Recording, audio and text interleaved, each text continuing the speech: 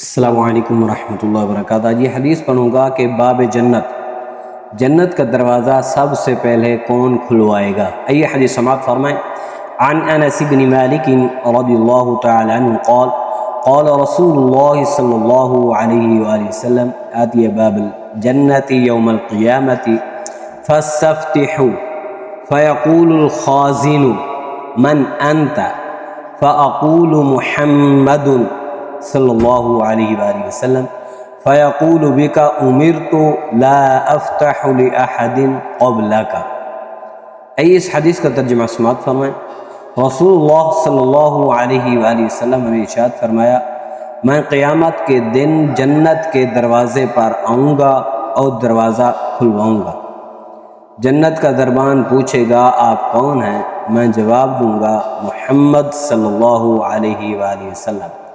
وہ کہے گا مجھے آپ ہی کے بارے میں حکم ملا تھا کہ آپ سے پہلے کسی کے لیے دروازہ نہ کھولوں، آپ آگے ہیں تو اب میں دروازہ کھول دیتا ہوں، کیونکہ اللہ تعالیٰ نے آپ کے لیے حکم دیا تھا کہ جب میرا محبوب آئے نام بتائے تو پھر یہ دروازہ کھولنا ہے۔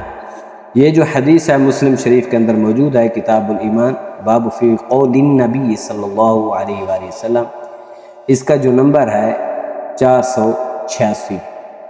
تو اس حدیث سے معلوم یہ ہوا کہ جنت کا جو دروازہ ہے وہ حضور علیہ السلام کے حکم پر کھلے گا۔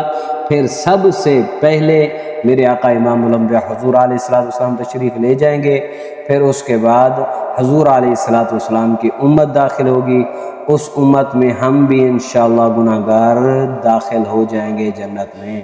تو دعا ہے اللہ تعالی ہم گناہگاروں کی بھی بخشش و مغفرت فرمائے اور ہمیں بھی جنت عطا فرمائے۔